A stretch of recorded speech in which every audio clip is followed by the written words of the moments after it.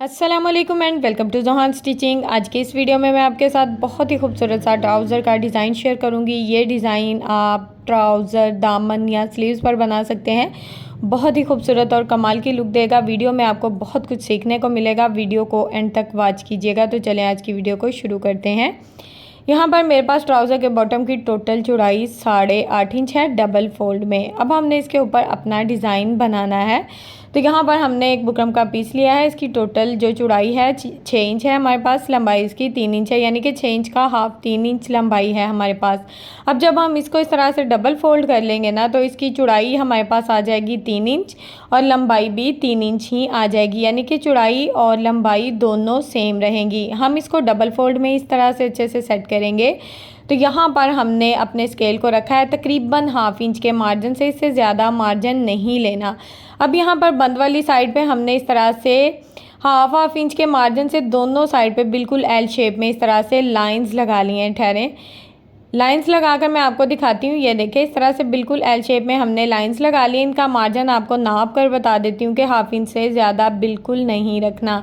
अब जिस तरह से हमने ये लाइंस लगाई हैं, बिल्कुल इनके मुताबिक हमने इस तरह से अपनी बुकरम की कटिंग कर लेनी है।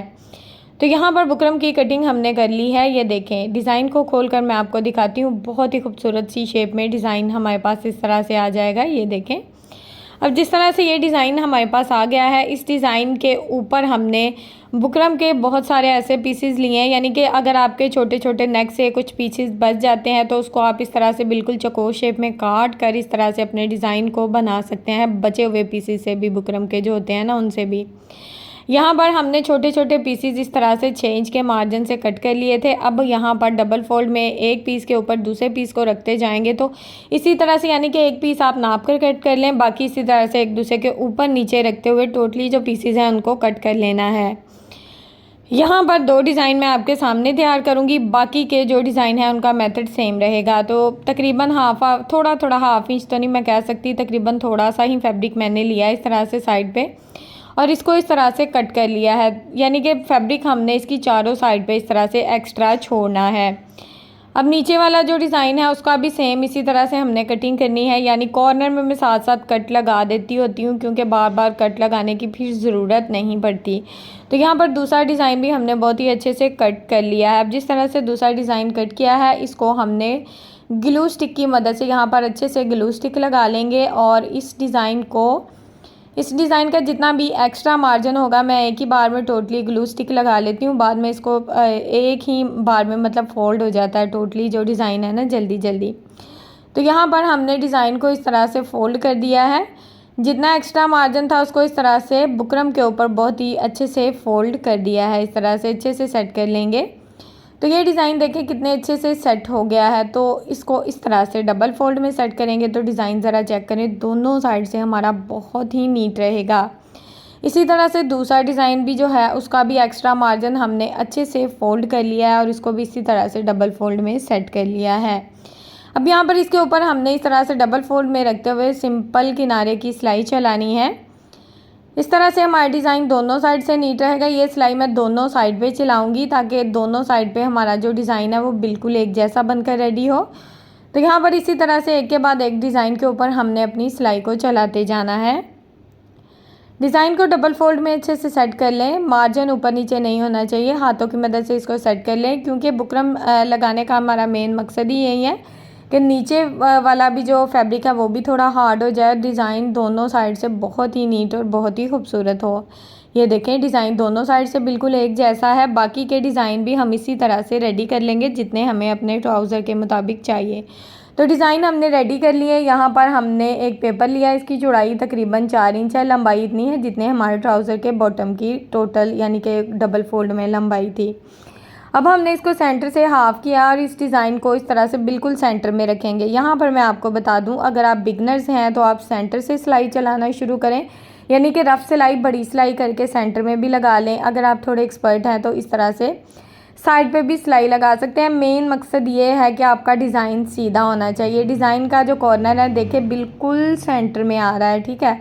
और यहाँ पर आप जितना गैप देना चाहें डिज़ाइन में दे सकते हैं। अगर आप थोड़ा कम गैप देना चाहें तो वो भी दे सकते हैं। अगर थोड़ा ज़्यादा देना चाहें, जिस तरह से मैं रख रही हूँ, तकरीबन 1/2 इंच का ही मार्जिन लिया है, इससे ज़्यादा मार्जिन नहीं है। तो इस तरह से थोड़ा थोड़ा सा मैं गैप देते हुए अपना टोटली जो डिज़ाइन है उसको इस तरह से जॉइंट कर लूँगी। यहाँ पर बिल्कुल सेंटर में डिज़ाइन को लगाना है। तो एक साइड पे हमने सिलाई चला ली है, रफ़ मार्जिन तो था तकरीबन 1/2 इंच यहाँ पर सिलाई चली है।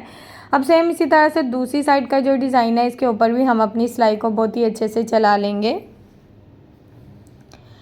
तो यहाँ तक अगर आप मेरी वीडियो देख रहे हैं तो यकीनन आपको मेरी वीडियो अच्छी लगी होगी। तो प्लीज़ जल्दी से मेरी वीडियो को लाइक करें, मेरे चैनल को सब्सक्राइब कर लें और एक अच्छा सा कमेंट करके ज़रूर बताएं कि आपको मेरी आज की वीडियो कैसी लगी। मेरी टोटली वीडियोस मेरी बिगनर्स बहनों के लिए होती हैं ताकि वो घर बैठे बहुत ही अच्छी सी डिज़ाइनिंग सीख सकें। अब यहाँ पर ये एक डिज़ाइन बच गया था तो मैंने सोचा इसको भी इस तरह से लगा लूँ, कहीं डिज़ाइनिंग हमारी जो है ना वो कम ना पड़ जाए बॉटम में। तो इस तरह से इस डिज़ाइन को भी मैंने दोनों साइड पर सिलाई लगा कर ना ज्वाइंट कर लिया था। अब यहाँ पर हमने बिल्कुल थोड़ा सा जो एक्स्ट्रा मार्जिन है इसका कट कर देना है, यानी कि पेपर के मुताबिक इसको सेट कर लेना है।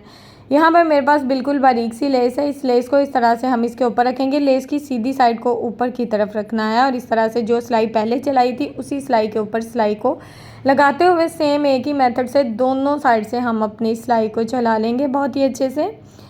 ये सिलाई हमारी बहुत ही अच्छे से चल गई है। अब यहाँ पर हमने एक पट्टी लेनी है, ठीक है। पट्टी की टोटल चौड़ाई आप देख सकते हैं 3 इंच है तकरीबन।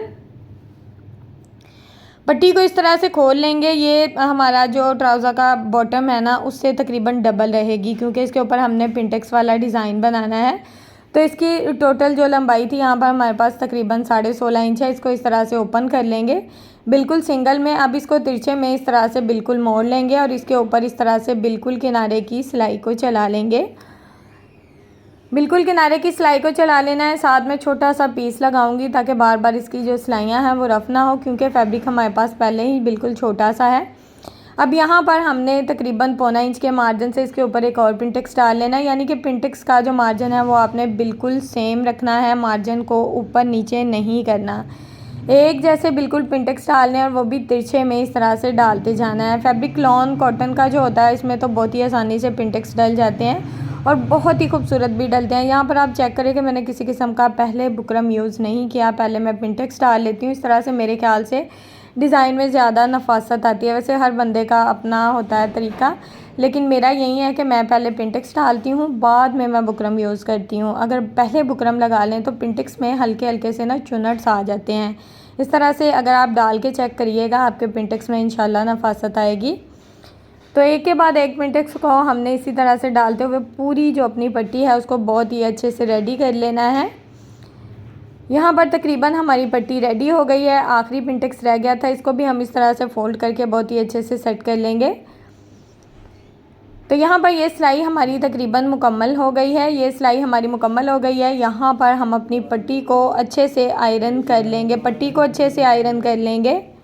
यहाँ पर ना मैंने पट्टी को ये देखें आयरन कर लिया था बहुत ही अच्छे से। अब यहाँ पर मैंने बुकरम का इस्तेमाल किया है। बुकरम की चौड़ाई 1 इंच से 1 पॉइंट कम है।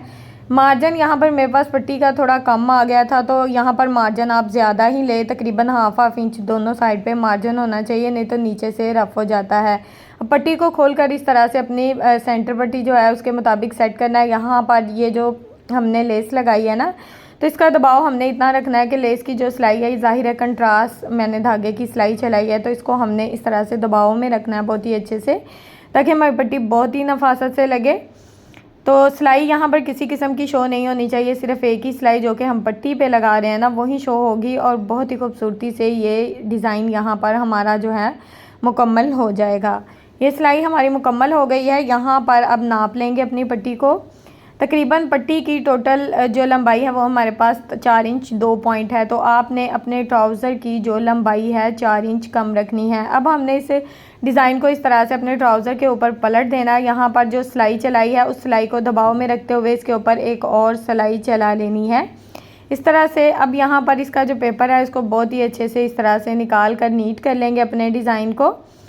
पेपर को हमने निकाल दिया था, चाहे तो पेपर को बाद में भी निकाल दें टॉप स्टिच लगाने के बाद, लेकिन मैं पेपर को निकाल कर बाद में टॉप स्टिच लगा देती हूँ। इस तरह जो है ना वो पेपर अच्छे से निकल जाता है। अब यहाँ पर ना मैंने पर्ल्स लिए हैं, इनको हम डिज़ाइन में तकरीबन मैं 3 पल्स लगा रही हूँ। सुई में डबल धागा डाल लिया है। अब पहले एक छोटा लगाऊंगी, फिर सेंटर में बड़ा लगाऊंगी और फिर छोटा लगा दूंगी इस तरह से, ठीक है।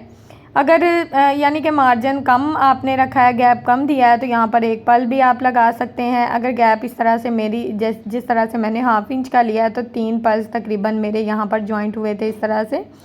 तो एक के बाद एक डिज़ाइन को इसी तरह से हम लगाते जाएंगे और एक ही धागे में, यानी कि बार बार हमें धागे को कट करना नहीं पड़ेगा। एक ही धागे में टोटली जो डिज़ाइन है इसको हम इसी तरह से रेडी कर लेंगे। ये देखें, बाकी का डिज़ाइन भी इसी तरह से रेडी हो जाएगा। एंड पे धागे को पक्का कर लेंगे तो ट्राउज़र का यहाँ पर बहुत ही खूबसूरत सा डिज़ाइन बनकर रेडी हो गया है। फाइनल लुक आपके सामने है।